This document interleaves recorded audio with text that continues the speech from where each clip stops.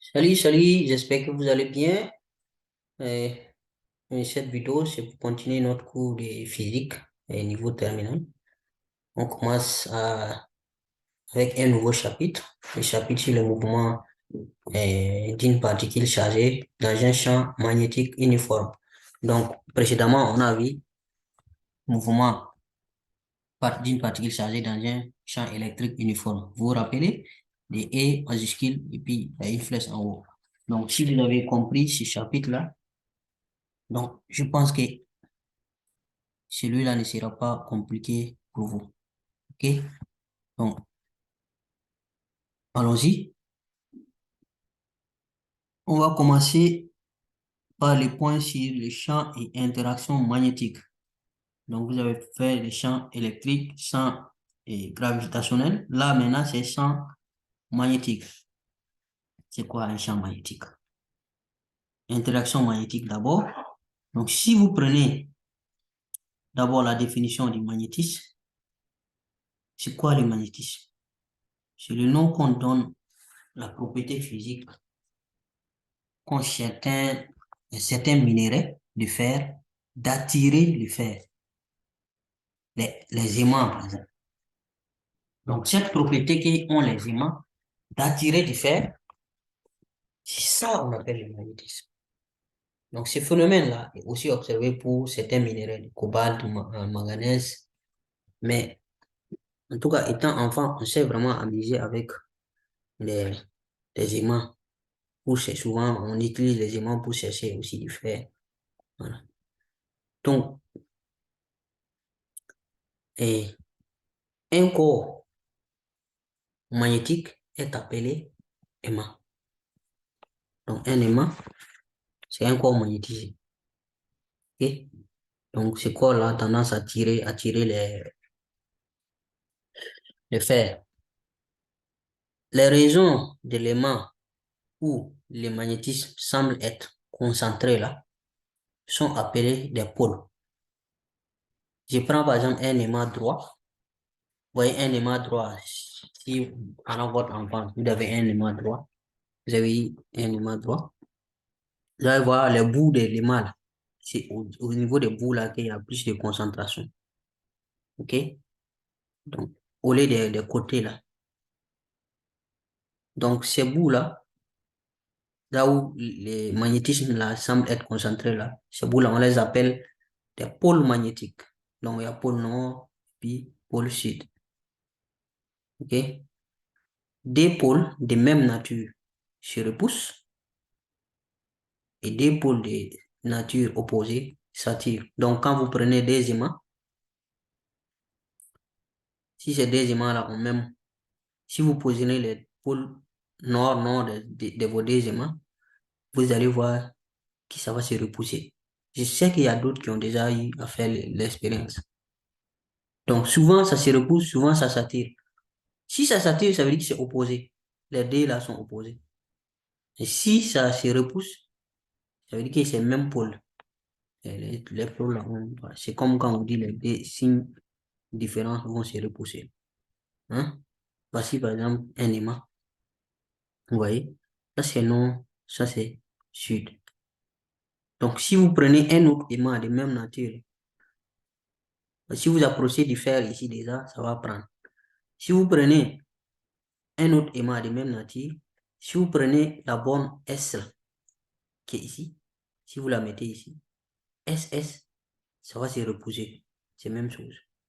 Pareil ici, si vous mettez la borne N d'un autre aimant, ici, NN, ça va se repousser. Par contre, si c'est S, vous mettez un autre aimant ici et que S est là, devant, puis N est derrière, S ici et puis N là vont s'attirer. C'est ce que ça veut dire. Voilà. Il y a plein de gens qui ont déjà eu à faire ces expériences. Donc, je pense que vous comprenez déjà de quoi je parle. OK. Maintenant, on va prendre cas d'une bobine. Bobine parcourue par un courant continu. Une bobine, c'est quoi? Il y a d'autres qui connaissent ici une bobine, je pense. Voilà. Se comporte comme un barreau aimanté. Les faces de la bobine sont équivalentes au pôle d'un aimant. Voici une bobine. J'ai des photos là. Il y a des bobines. Vous avez l'habitude de voir ça dans des appareils électriques, non? Si vous ouvrez, par exemple, une radio, vous allez voir ce genre de choses là-dedans. C'est juste des fils là qu'on va enrouler autour d'un truc, un isolant, là, d'un noyau comme ça. Donc, ces fils là qui sont autour, voilà. C'est ça qu'on appelle bobine. On est d'accord? Voilà. Donc, voici les symboles. Quand vous voyez ça dans un circuit, c'est une bobine. Voici les symboles. Donc, bonne positive, si bonne négative. Donc, ça, c'est le courant, sens du courant. Parce que la bonne positive, courant 20 balles, sens du courant. OK? Donc, cette bobine-là, si on parcourt cette bobine d'un courant électrique, c'est-à-dire les fils là, s'il y a un courant qui passe dans les fils là, ça va se comporter comme un aimant. Vous pouvez même faire l'expérience à la maison. Juste prenez les fils de cuivre là et vous enroulez, vous allez voir. Ça va être comme une bobine, ça va être comme un aimant. Donc, c'est un barreau aimanté. C'est ça. Donc, les faces de la bobine là sont équivalentes aux deux pôles d'un aimant. C'est ce qu'on a fait ici. Donc, si vous voyez ici, la face nord et la face sud. Voilà, nord, sud. Vous voyez, le courant entre ici, non? Voilà. Donc, ce qui fait qu'ici, là, c'est S. Maintenant, ici, c'est N. Voilà, S, c'est là. N. Donc, quand une bobine est traversée par un courant, attention, courant continu, hein, courant continu. Ça se comporte aussi comme un aimant, barreau aimanté. On est d'accord? OK. Donc, quand on inverse maintenant les sens du courant, du sens du courant, par exemple ici, si on inverse, on met moins ici et puis plus ici. Donc, et on change du même coup la nature magnétique des faces de la bobine. C'est clair, non? Puisque c'est bien défini. Voilà. Là où le courant entre là, c'est là-bas qui est S. Voilà. Par où le courant sort là, c'est là-bas qui est N. Donc, si on inverse ça, donc ça va faire comme ça. S va être là et puis N va être là. C'est ce que ça veut dire. Donc, pour déterminer la nature magnétique des faces d'une bobine, on utilise la règle de la main droite. Voilà. Donc, si vous n'arrivez pas à vous en sortir avec ça, comment on va retrouver ça facilement en utilisant la règle de la main droite? On va expliquer ça tout de suite, hein. Voilà. Donc, ici, on dit que les doigts tournant dans les sens du courant,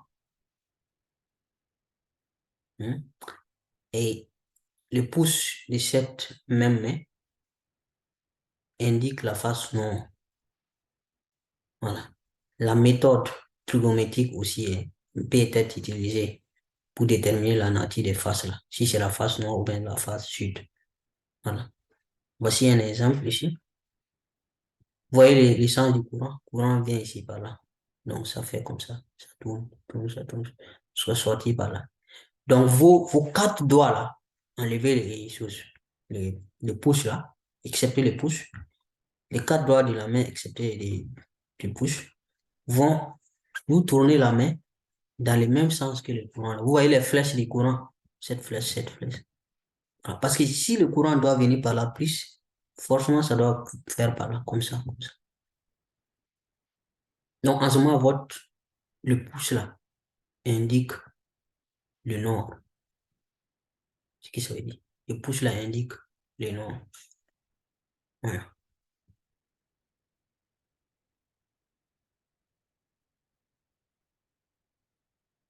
Ok, j'espère que c'est compris. On avance. Donc, champ magnétique maintenant, vous avez vu interaction magnétique. Mhm. Maintenant, on parle des champs magnétiques. Donc, comme les interactions et choses électriques et puis champs électriques. Alors, on va parler des champs magnétiques maintenant. Donc, un corps aimanté ou un courant électrique créé dans l'espace qui entoure un champ magnétique qui peut être noté B. Donc, ça veut dire que quoi?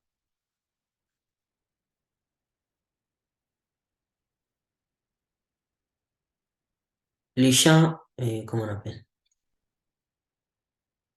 C'est comme quand on dit champ électrique, là, quand vous apportez une charge électrique et qui à un endroit et qui à cet endroit-là, la charge là est attirée et soumise à une force là.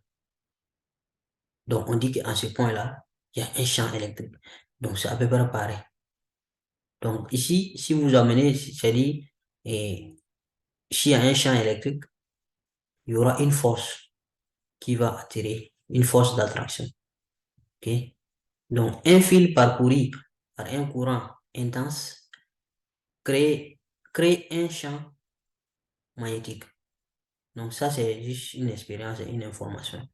Donc, la valeur du champ magnétique, B, voilà. Ici, le symbole du champ magnétique, c'est B, hein. Donc, champ électrique, c'est E. Champ magnétique, c'est B. Donc, champ électrique qu'on a vu dans la vidéo précédente. Donc, le corps aimanté là,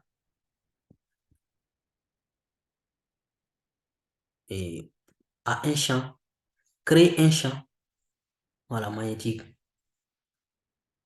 Corps aimanté ou courant électrique, un courant électrique. Les deux là peuvent créer dans l'espace qui les entoure un champ magnétique. Voilà. Donc, qui est noté B. La valeur maintenant du champ magnétique là s'exprime dans le système international en Tesla.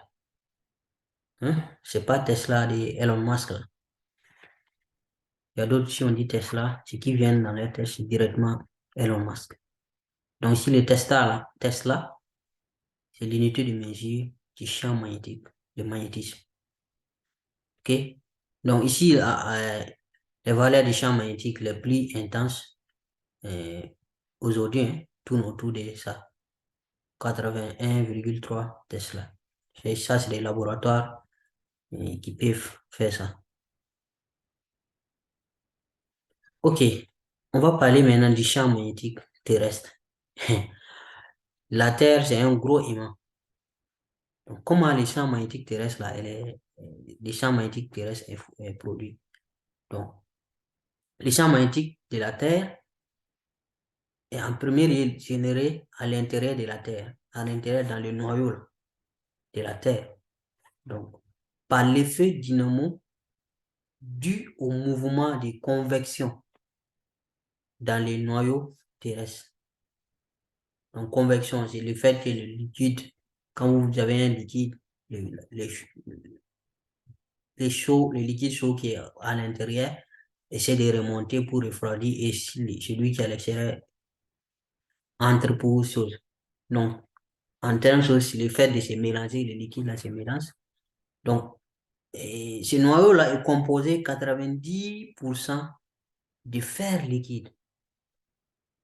On a dit tout de suite, non, on a parlé de fer, non? Des matériaux ferrés qui ont tendance à attirer d'autres fers. Voilà, c'est ça un aimant. Donc, 90% du noyau terrestre, là, c'est du fer liquide. Et c'est vraiment énorme. Il y a des mouvements de convection dedans. Ces mouvements sont générés par le refroidissement progressif du noyau. Vous voyez? Donc, les liquides à l'intérieur, là, plus denses, voilà, essaient de devenir plus froid, quoi. Donc, le liquide, là, au fond, va essayer d'aller en surface pour devenir, voilà, froid. Et ces mouvements-là, de la gaine, et ces mouvements-là dans le noyau, là, voilà, qui créent ces champs magnétiques-là.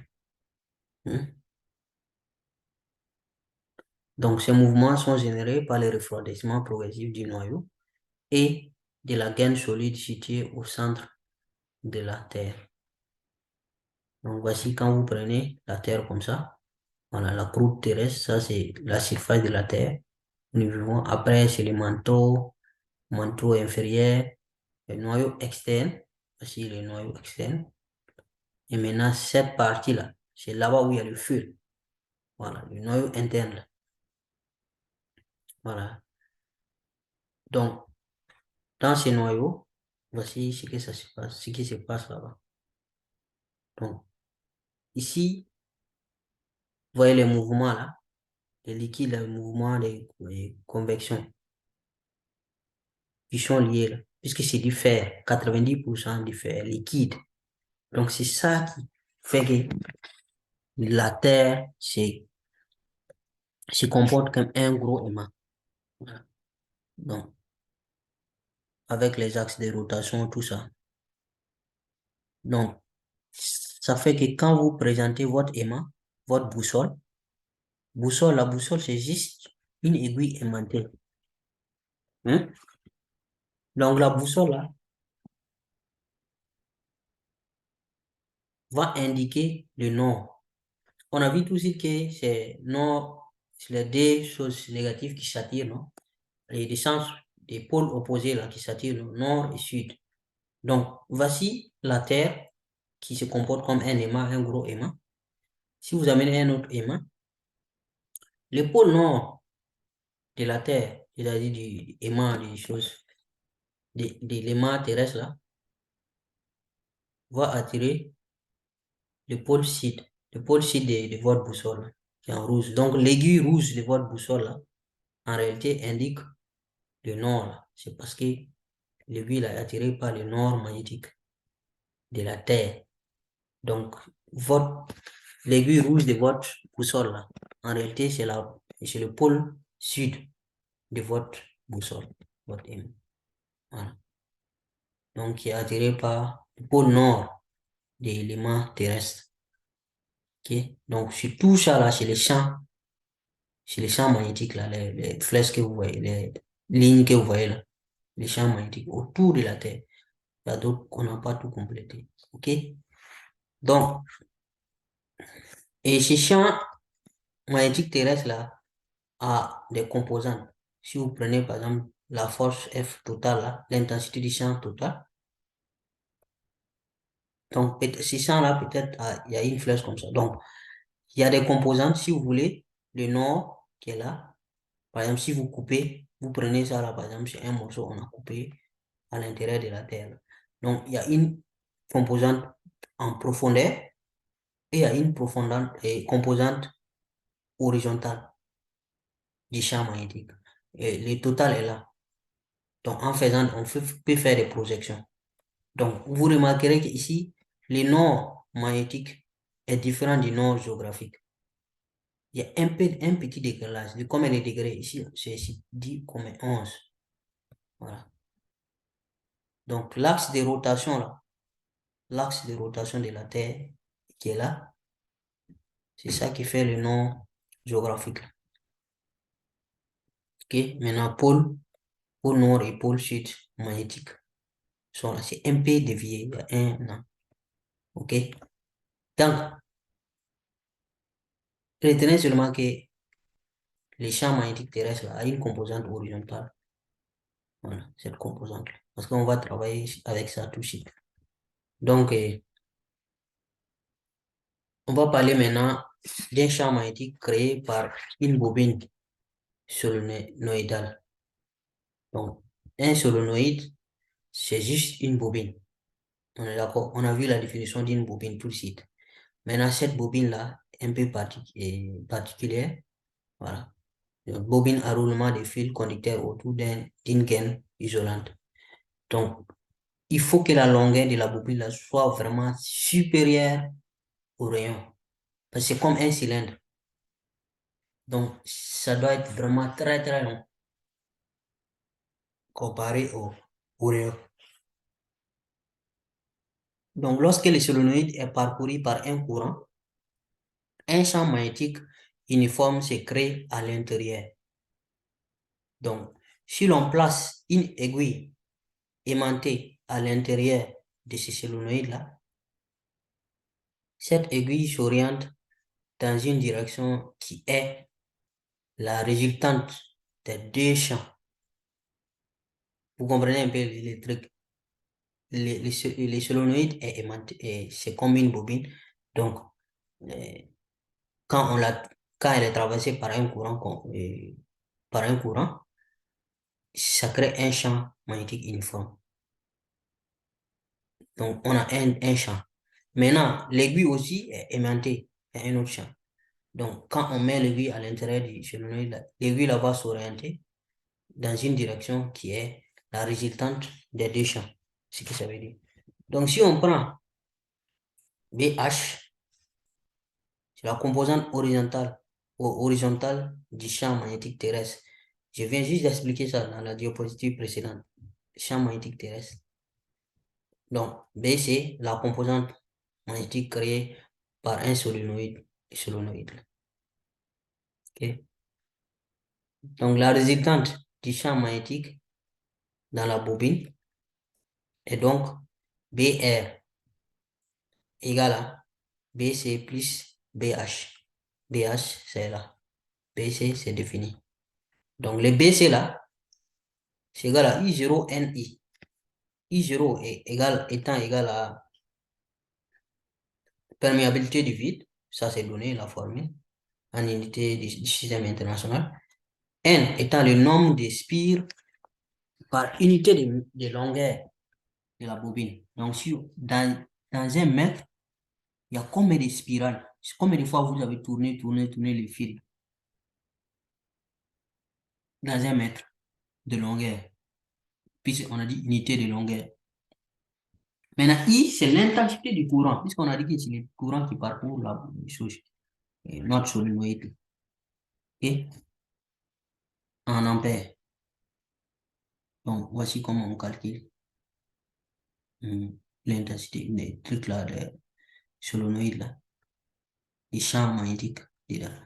Donc, le champ magnétique est uniforme à l'intérieur d'un solénoïde, c'est-à-dire garde la même direction, les mêmes sens et même intensité. Donc, la direction, c'est axe du solénoïde, l'axe d'un solénoïde. Le sens du sud vers nord, voilà, intérieur. On a vu tout de suite comment déterminer le pôle sud, le pôle nord aussi, d'une bobine. Donc, la valeur là, c'est qu'on vient de donner. I0NI. Voilà. I0NI. I0, on connaît ce que c'est. Perméabilité du vide. N, c'est le nombre de spires pour 1 mètre, c'est-à-dire l'unité de longueur. I, c'est l'intensité du courant. OK? On va parler maintenant d'action dans un champ magnétique. Il y a une particule chargée. Donc, on prend une particule chargée et puis on essaie de voir si on la met dans un champ magnétique, qu'est-ce qui va se passer? Donc, on parle des préliminaires mathématiques. Donc, on va expliquer d'abord certaines choses mathématiques avant de continuer. Vous avez déjà vu ce qu'on appelle produit scalaire. Produit scalaire de deux vecteurs.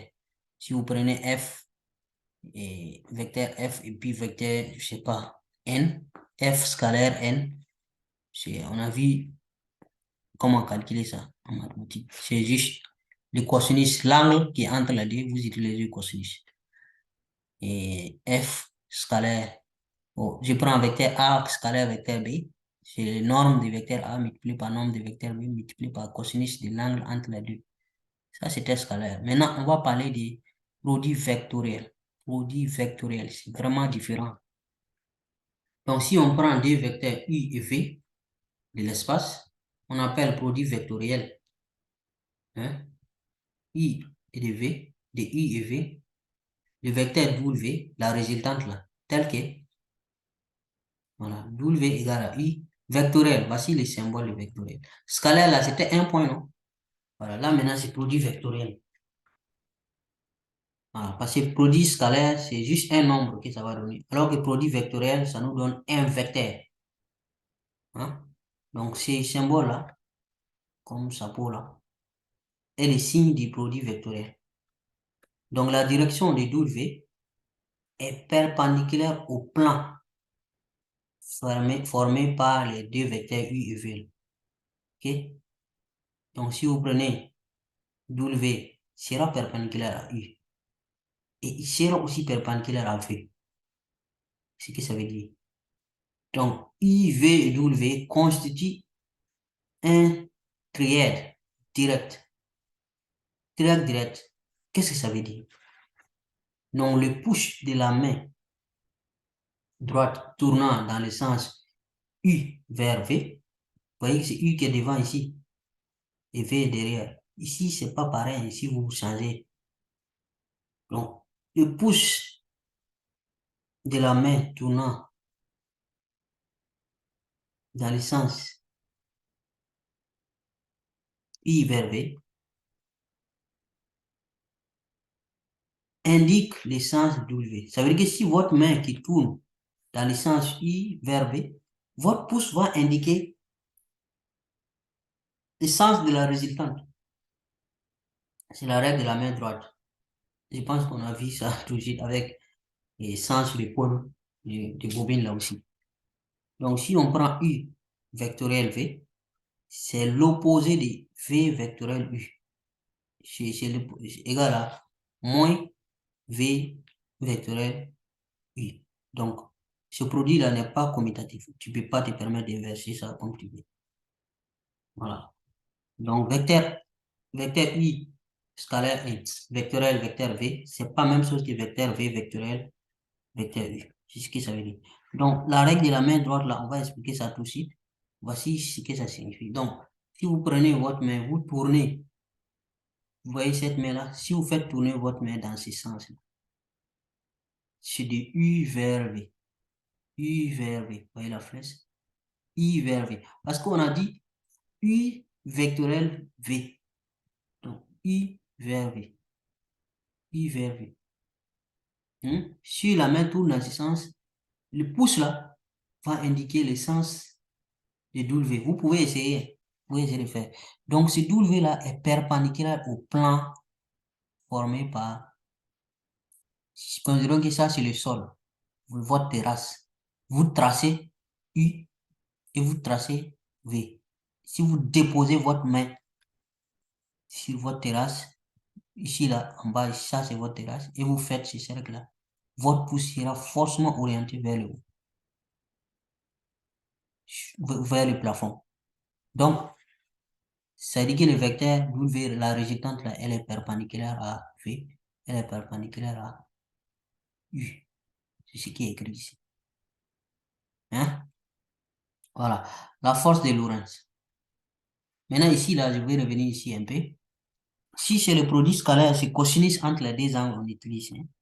Maintenant, si c'est produit vectoriel, là, c'est le sinus entre les deux choses. Je dis entre les deux angles. L'angle formé entre les deux vecteurs. L'angle θ et alpha. Là. Voilà. Ici, vous allez faire norme de vecteur U. Je vais dire pour avoir norme de vecteur W là. Vous allez faire norme de vecteur U, multiplié par norme de vecteur V, multiplié par sinus de cet angle-là, entre les deux vecteurs. Voilà, ça c'est pour avoir norme de la résultance. Une parenthèse. Donc, on va parler maintenant de force de Lorentz. La force de Lorentz, là, c'est quoi? La force de Lorentz est la force élémentaire appliquée au porteur de charge en mouvement. C'est ça qu'on appelle force de Lorentz. Donc, une particule de charge Q en mouvement à la vitesse V dans une région où règne un champ magnétique B est soumis à une force magnétique F, appelée force de Lorentz. Donc, pardon, hein, force de Lorentz, là, c'est juste la force magnétique. La force d'attraction magnétique, là, c'est juste ça, on appelle force de Lorentz. Force de Lorentz. OK? Voilà. Donc, cette force-là, en réalité, si vous mettez ici, je veux dire par exemple V, vous notez ici B, ou bien B ici, V ici, on s'en fout. Hein. Vous voyez? Maintenant, si je mets V ici, le vecteur vitesse, et je mets ici B ici, le vecteur champ magnétique, la force de Lorentz, ça sera cette direction. J'ai pas dit sens d'abord, j'ai pas parlé de sens d'abord, j'ai parlé de direction. Donc la force là, elle sera là. Mais peut-être il y a une explication possible. Donc, maintenant, le sens sera déterminé par la charge. Q, est-ce que Q est positif ou un Q est négatif? C'est ça qui va déterminer la force. Donc, ok, voici l'explication déjà. J'étais là, j'étais un peu chose. Voici l'explication. Si vous prenez B ici, V ici, la, la, la vitesse du déplacement de votre particule chargée. Si vous faites V en tournant la main, si V scalaire B, V scalaire B, comme ça dans ce sens, vous voyez que le pouce sera ici. Donc la résultante, elle sera là. Si, la direction sera là. Maintenant, si la charge, elle est positive, donc ça sera dans le même sens que ici, là, que votre pouce en haut.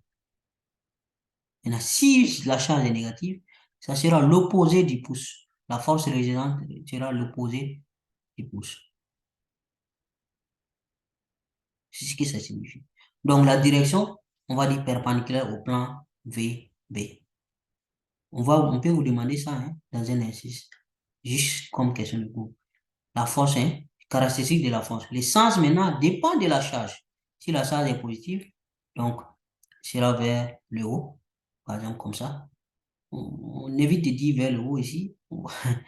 Voilà pourquoi on dit dépend de la charge. Voilà. La valeur de la force maintenant, ça sera V, B, Q sinus, valeur absolue de Q sinus l'angle entre les deux. Voilà. U, c'est le vecteur unitaire de B, du champ magnétique. Donc, voici pourquoi on a mis U ici. Donc, c'est ce que je disais. Produit vectoriel, c'est sinus. Produit scalaire, c'est cosinus. Hein? Voilà. V, c'est la norme du vecteur vitesse. B, c'est la norme du vecteur champ magnétique. Q, c'est la charge. Sinus, c'est l'angle. Ça, c'est l'angle, vous voyez le chapeau. C'est l'angle entre les deux. Vecteur vitesse et puis vecteur unitaire du champ magnétique. Voilà. Maintenant, si vous avez la chance que vecteur champ magnétique et vecteur vitesse sont perpendiculaires, sinus d'un angle de 90 degrés, ça fait combien? Voilà. Sinus de 90, ça fait 1, non? Donc, en ce moment, ça fait la chose. Maintenant, au niveau des produits scalaires, là, vous vous rappelez, c'est 0 qui fait 1. Cosinus de 0, ça fait 1. Voilà. Donc, ici, quand l'angle est, si c'est perpendiculaire, donc ça veut dire que ça va donner 1. Donc, en ce moment, ça va donner VBQ, valeur absolue du Q. Faut pas oublier les valeurs absolues.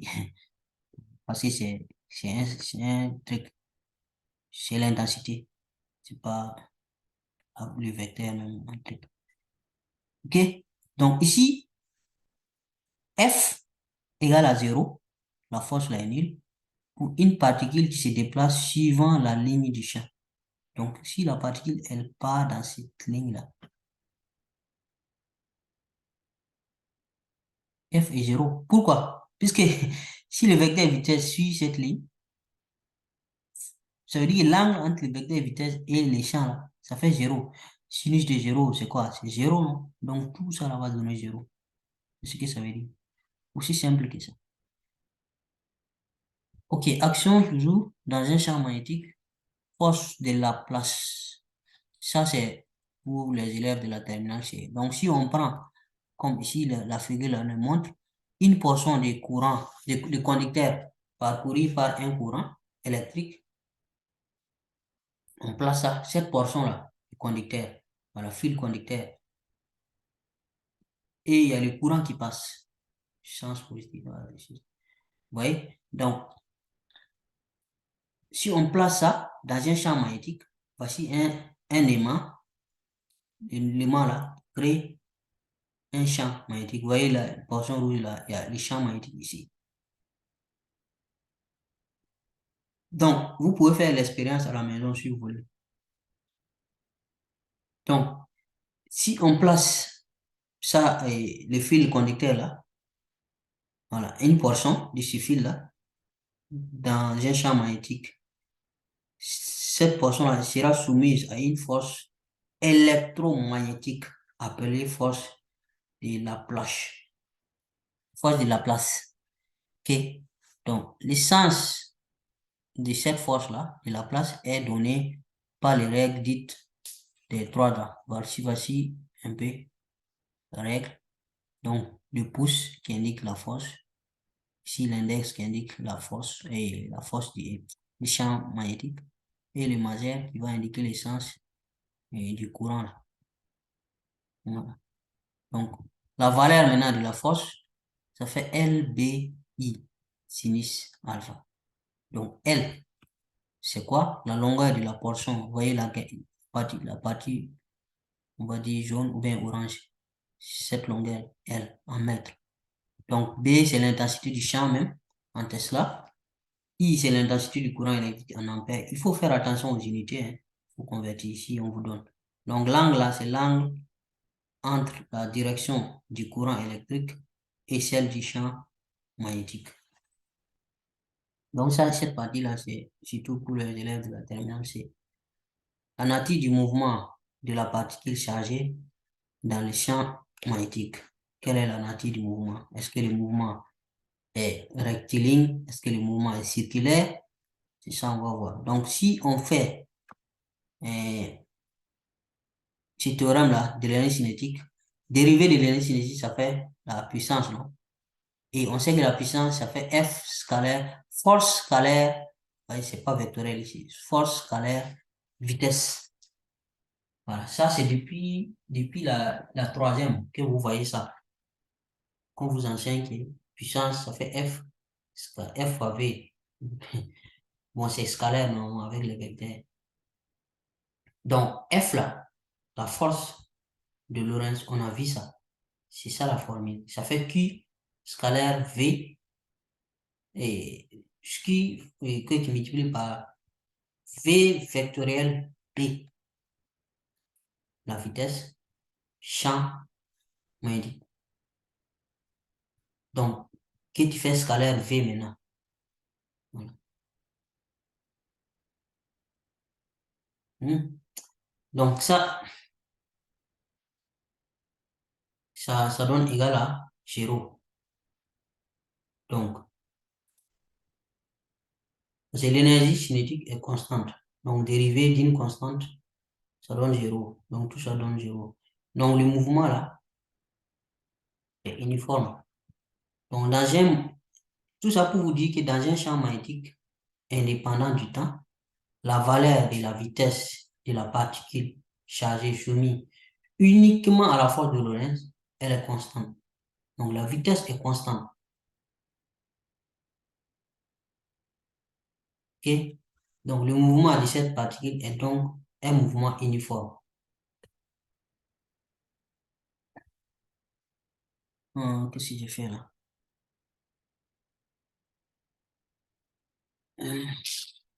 Bon. Donc, ici, si vous voulez de tout mettre, on va faire une étude théorique. Le vecteur accélération A hein, d'une particule chargée soumise uniquement à la force de Lorentz là, est un vecteur orthogonal au vecteur vitesse et au champ magnétique. Donc, en considérant que la propriété des produits vectoriels, hein, donc d'après les principes fondamentaux de la dynamique, là, on a quoi? Ce que je viens de dire là, c'est ça qui est là. Vecteur vitesse, vous voyez, vitesse est là, et le champ est là. Donc, si vous faites V scalaire B, on a dit en fonction de la règle de la main droite là, V scalaire B, forcément A va être ici. Puisque accélération, on vient de voir que c'est accélération égale à ça. V scalaire B. Donc ça, c'est juste des constantes. V scalaire B. Donc, ça veut dire que l'accélération sera forcément perpendiculaire. Voilà. Et vecteur sera orthogonal au vecteur vitesse et champ. C'est ce que ça veut dire. Donc, en exigeant RFD, relation fondamentale de la dynamique, on aura quoi? Somme des forces égale à masse fois accélération. Donc F égale à MA. Et F, on a vu que ça fait qui V vectoriel B. Donc égal à MA. Donc vous pouvez tirer A ici. C'est ça qui donne ce qui est là. Donc, si on prend une particule qui pénètre en haut, O est là, dans un champ magnétique uniforme, K, O, I, J, K, ça ce sont des vecteurs, hein, même si je n'ai pas mis. Donc, K ici est collinaire à B. K, j'ai dit la cote Z, collinaire à B. Donc, on remarque que si on projette notre accélération, puisqu'on a dit que l'accélération est orthogonale au vecteur là, si on projette ça sur l'axe Z, ça fait 0. Voilà, AZ est 0. Donc, si l'accélération est 0, ça veut dire que dérivée de la vitesse par rapport au temps égale à 0, puisque l'accélération égale la dérivée de la vitesse. Donc, dvz sur dt égale à 0. OK? Donc, ça veut dire que Vz est une constante. C'est dérivé d'une constante qui donne 0. Voilà. Mais une constante qui est égale à vitesse à l'origine. Vz à l'origine. Maintenant, on regarde Vz à l'origine. V à l'origine est là, non? C'est perpendiculaire à Z. Ce qui veut dire que Vz 0 à l'origine, Vz à l'origine égale à 0. Donc, à l'origine, la vitesse est perpendiculaire à l'axe. Ça veut dire que la vitesse, si on la projette sur l'axe Z, ça fait 0. Ce qui veut dire que ça aussi, la dérivée sur l'axe, dérivée de la vitesse,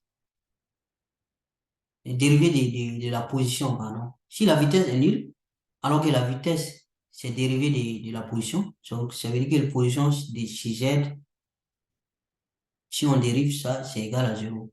Donc, la position initiale chez Z aussi, c'est 0 parce qu'on est là.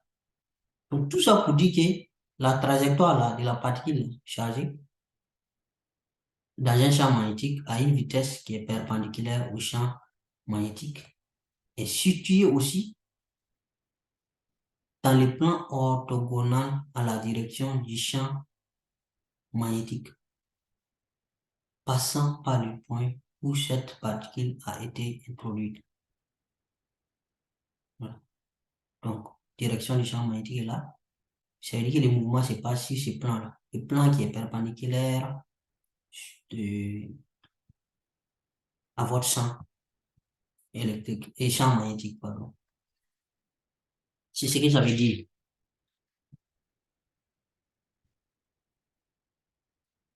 Et ça veut dire que ça ne se passe pas chez Z, il n'y a pas en haut. Si vous prenez ça, on prend et ça comme votre terrasse, vous tracez V sur votre terrasse et puis l'accélération perpendiculaire à V là.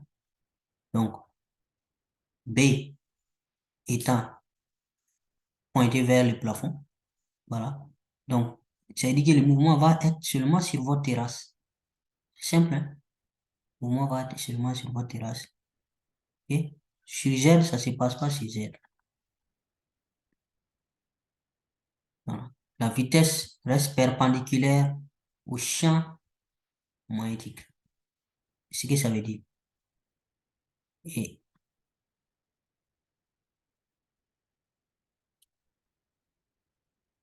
le point là, voilà, ici là, sur votre terrasse.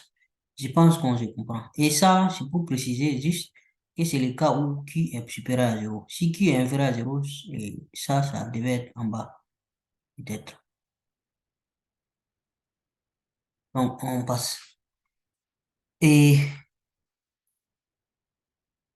une particule maintenant chargée pénétrant dans un champ magnétique, toujours étude théorique, hein, d'uniforme B, le champ magnétique est constant.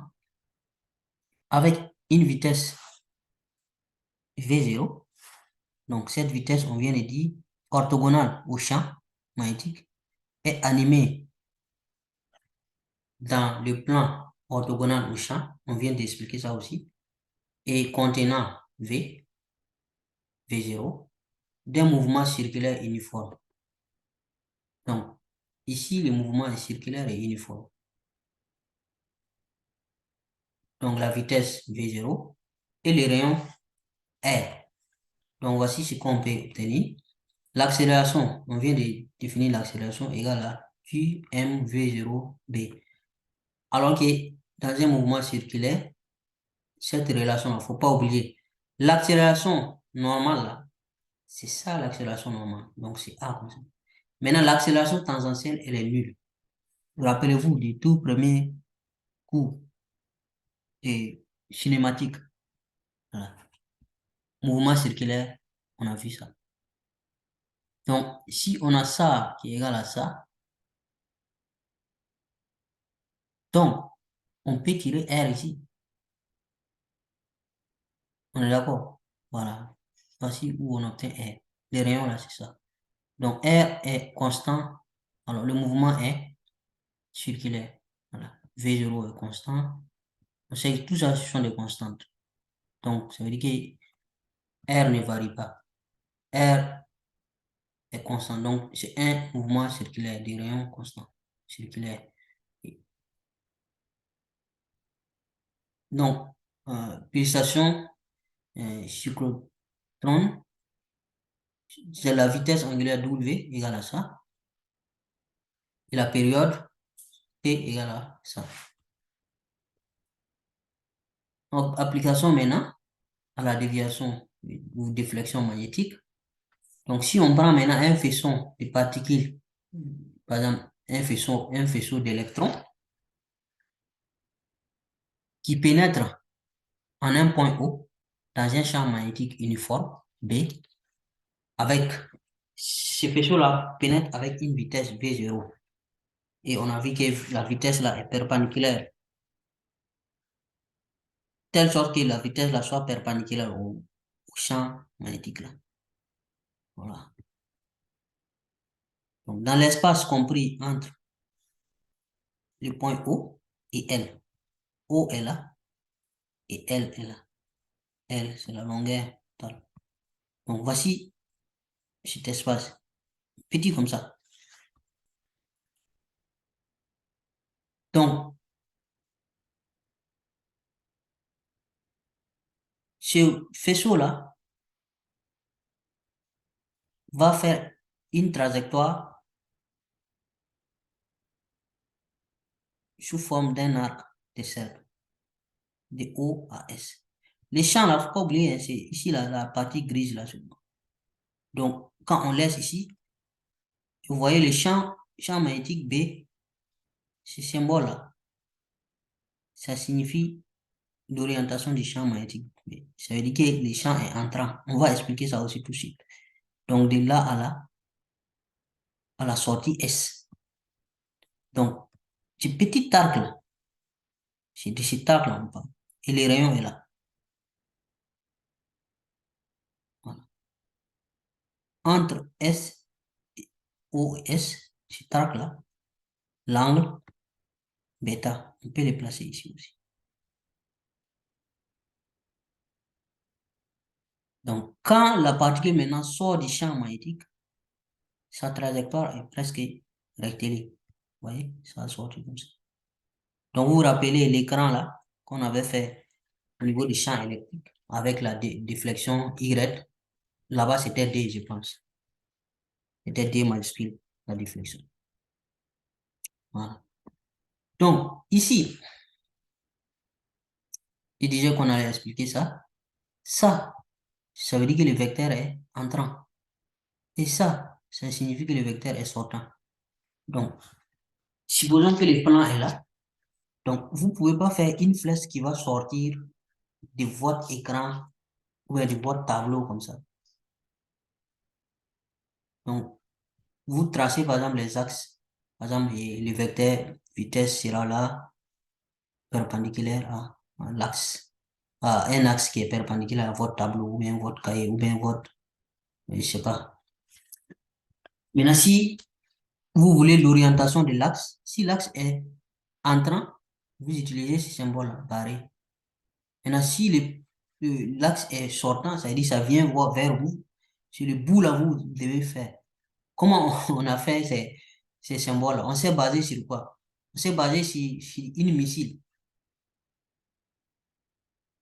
Par exemple, si la missile est en train de partir, c'est le derrière du missile, la queue du missile que vous allez voir. C'est ce qui est représenté par ce croix-là. Maintenant, si la missile pointe vers vous, par exemple, vous êtes au tableau et la missile sort du tableau et ça pointe vers vous, c'est la tête du missile que vous allez voir. Et c'est ça qui est représenté ici. Voilà, donc ça et ça. Donc quand vous voyez comme ça, cercle, et puis il y a point là, ça veut dire que la flèche là, elle vient vers vous. Elle est pointée vers vous. Là maintenant, ça veut dire que ça entre. Supposons que vous avez dessiné ça au tableau. Si vous voyez ça, ça veut dire que le vecteur est entrant, ça rentre dans le tableau. Mais si vous voyez ça, ça veut dire que le vecteur sort du tableau, ça vient vers vous. Donc, juste un rappel. Donc ici, là, le vecteur champ magnétique est entrant du plan, le plan qui est là, là. Le vecteur est perpendiculaire à ce plan. Donc la vitesse est perpendiculaire au champ magnétique. Donc l'angle, cet angle-là est très petit. Comme c'est très petit, donc on dit quand un angle est petit, sa tangente est, on peut dire qu'elle est égale, et il est égal à sa tangente. Voilà, la tangente de l'angle égale à l'angle, à peu près égale à l'angle. Maintenant, la tangente de cet angle-là, étant donné que l'angle, on peut ramener ça ici, ça égale à côté opposé sur côté adjacent. Côté opposé qui est Y, la déflexion divisé par cette distance qui est D, côté adjacent. Donc, Y divisé par D égale à peu près bêta, l'angle bêta. Hein? Maintenant, l'arc des cercles, vous connaissez la formule de longueur d'un arc de cercle, vous vous rappelez? Ça fait R multiplié par bêta. Bêta doit être en radian en ce moment. J'avais expliqué ça une fois en disant que ça fait, pour un cercle par exemple, ça fait D pi R. C'est parce que le D pi R, là, D pi R, c'est l'angle dans un cercle. Le complet, le tout complet, l'angle complet dans un cercle. Multiplié par R. Donc, rayon par l'angle. L'angle doit être radian en ce moment. Donc, R fois bêta, là, ça fait l'arc formé par l'arc de ce cercle, OS. Voici pourquoi on a écrit OS égale à R fois bêta. Voilà, on va dire que c'est L, petit L. Qui est différent de ce L là. Voilà. Donc, on peut poser que Y, puisque bêta, on peut remplacer bêta par Y sur D. On a dit que bêta égale à Y sur D, parce que l'angle est trop petit. Donc, R multiplié par YD égale à L. Et vous pouvez tirer votre Y dedans. Voilà, vous pouvez tirer Y ici, si vous voulez aussi. Y égale à P, bêta fois D. Donc, D fois bêta. Maintenant, les D là, vous les gardez, les bêta, vous tirez ça ici. Bêta égale à R, L divisé par R. L divisé par R. Et vous avez ça. Donc, Y égale à D. C'est D qui est là. Multiplié par L. L là, c'est ça. C'est l'arc là. La distance parcourue par la particule avant de sortir du champ magnétique. Divisé par R. Le rayon. Donc, comme ça qu'on obtient la déflexion. Là, vous savez sur votre écran, là, c'est où la particule va tomber. Donc, on arrange tout ça parce qu'on connaît la formule de R. Je repars un peu en haut pour vous montrer. Je pense qu'on avait ça. Voilà, formule de R. OK? Donc, on remplace cette formule-là ici, et on va obtenir ça. Donc, Y égale à Q en valeur absolue fois D, donc L sur M V0 B. Donc, tout ça là, si on remplace ça par une constante, K, on va dire c'est KB. Donc, avec K égale à ça là. Donc, si le champ magnétique est créé par des bobines, en ce moment, on connaît la formule du champ magnétique d'une bobine. Ça fait I0NI. Donc, I0, perméabilité du vide. On avait vu ça. C'était quoi? Pas une chose. Un peu, je retourne un peu. Comment on appelle? Permittivité. Bon, comment on appelle ça? Et je retourne un peu pour monter la formule. Bobine, ça doit être ici. Voilà, c'est ça. Ah. Perméabilité du vide, c'est ça. Puis N, voici la formule. I0NI. N, c'est le nombre de spires. I, c'est l'intensité. Voilà, donc on retourne. Donc, voici la formule.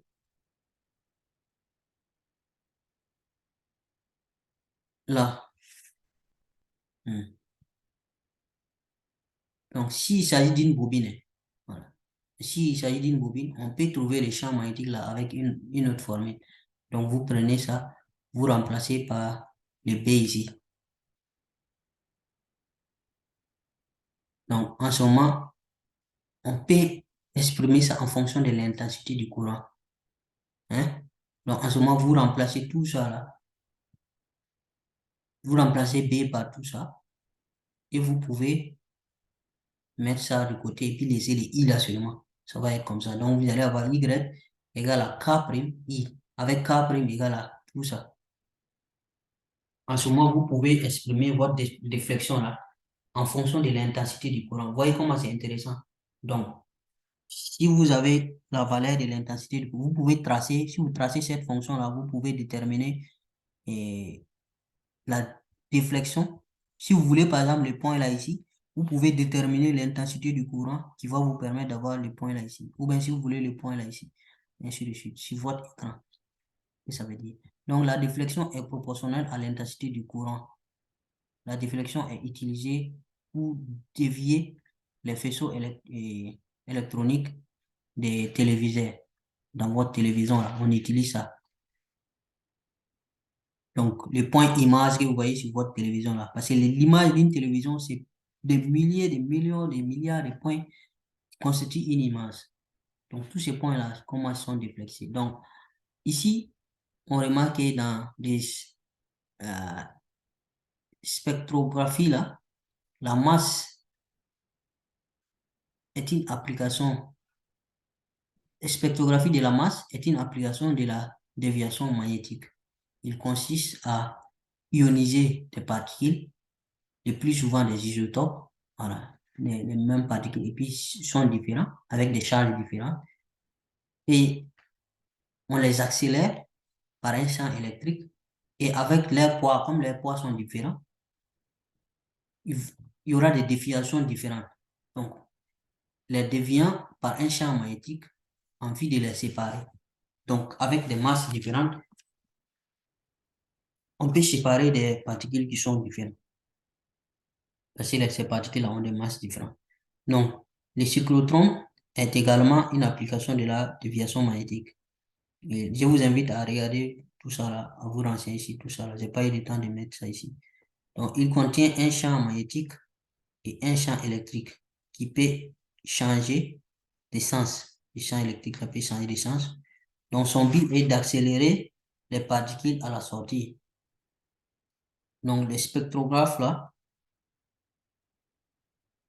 de masse et les cyclotrons seront abordés dans des travaux dirigés. C'est-à-dire, les TD, l'exercice. Ok, on va faire juste une application. Un exercice d'application. Donc, si on prend un faisceau, mais à peu près la même chose. Voici un champ magnétique, voilà, qui est perpendiculaire à l'axe. Mais ici, normalement, je pense que le champ est sortant, hein, avec un point.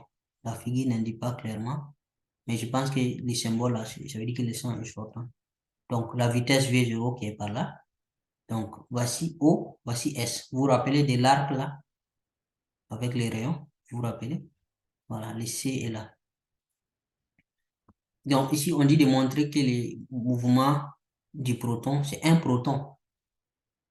Proton, ça doit vous mettre sur la charge. Proton est chargé positivement ou négativement. Je pense que vous connaissez la réponse. Donc, le proton sort par S, entre par O et sort par S avec une vitesse V0 et qui est perpendiculaire au champ. Donc, on demande de calculer la déflexion magnétique. Donc, déflexion magnétique, là, ça sera cette distance-là, O'P. C'est juste ce qu'on vient de faire. Donc, on part en montrant que la trajectoire est circulaire et uniforme. D'abord, voilà. On dit de montrer que la trajectoire circulaire est uniforme. Donc, système, c'est le proton de masse M, de charge E. Voilà. Si c'est électron, c'est moins E. Si c'est proton, c'est E. Donc, il faut faire attention. Donc, référentiel terrestre supposé galiléen. Le plan de force magnétique. Donc, la force de Lorentz, la F. Et donc, dérivée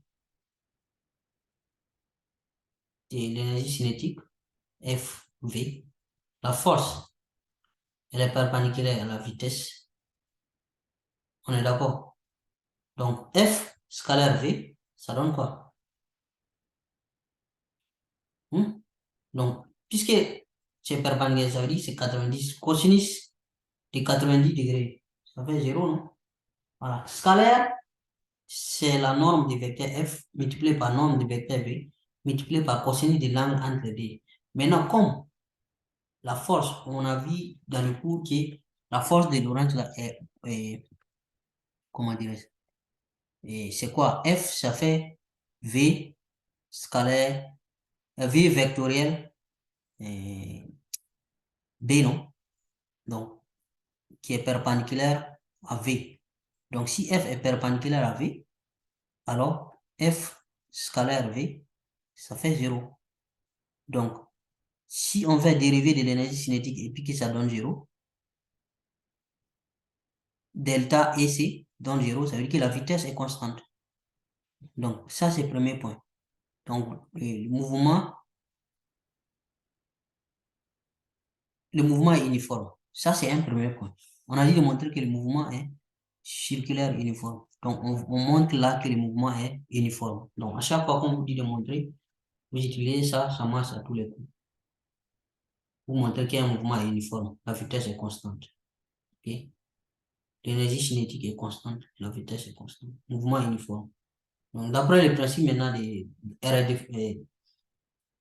RFD, là, relation fondamentale de la dynamique, principe fondamental de la dynamique, somme des forces extérieures égale à masse fois accélération. L'accélération, on a vu sa formule, c'est ça l'accélération. Et, pardon, c'est ça la force de Lorentz. On a vu la formule de la force de Lorentz, c'est ça la formule. Q, la charge, B0 vectoriel B, donc égal à MA. Donc, dans ça, vous tirez A et la formule de l'accélération qu'on vient de voir aussi. Donc, maintenant, l'accélération, là, vous la projetez. Donc, on va en sauge. Si l'axe des côtes, là, ça fait 0. Et en faisant norme de V multiplié par norme de B multiplié par sinus de l'angle entre les deux, comme l'angle entre les deux est 90 degrés, sinus de 90 degrés, ça fait 1. Voici pourquoi ici, on a cette formule. Le Q, sa valeur c'est E. c'est là. C'est un proton, donc c'est pas moins E. Et maintenant, M, c'est ça qui est là. V, norme de V, 0, ce qui est là. Et norme de B, ça. Mais sinus entre les deux angles, comme les deux angles sont. Sinus sinus de l'angle entre les deux vecteurs là, vecteur vitesse et vecteur champ magnétique, ça donne 1. Donc, voici pourquoi on a enlevé ça comme ça. Donc, ça, c'est l'accélération normale, qui est égale à V0 carré sur R. L'accélération tangentielle étant nulle. C'est pour cela que la vitesse, c'est parce que la vitesse est constante. Donc, vitesse constante. Dans ça, vous pouvez tirer votre rayon. Et comme le rayon est constant, on dit que c'est un mouvement circulaire. Voilà. Si le rayon n'était pas constant, ça veut dire que le mouvement n'était pas circulaire. OK? Donc, calcul de la déflexion, on a la formule, hein? Formule de la déflexion. La figure précédente, là, on avait D ici. Et il faut vous rappeler juste, c'est pas parce qu'il y a L ici que ça va faire une différence. Donc, on a la formule de la déflexion. Il faut juste remplacer et vous allez avoir, voici les valeurs ici. B, L, et c'est le petit L. Voilà. Tout est là. Il suffit juste de remplacer et vous allez pouvoir calculer. Je suis un peu fatigué. Je pense que ça se sent dans ma voix. Ah, je pense que c'est tout, hein. Donc, on va arrêter là. Je vous invite vraiment à liker la vidéo. Il faut liker, partager et faire des commentaires, poser des questions. Donc, je vous dis merci beaucoup et on se donne rendez-vous dans une autre vidéo. Merci.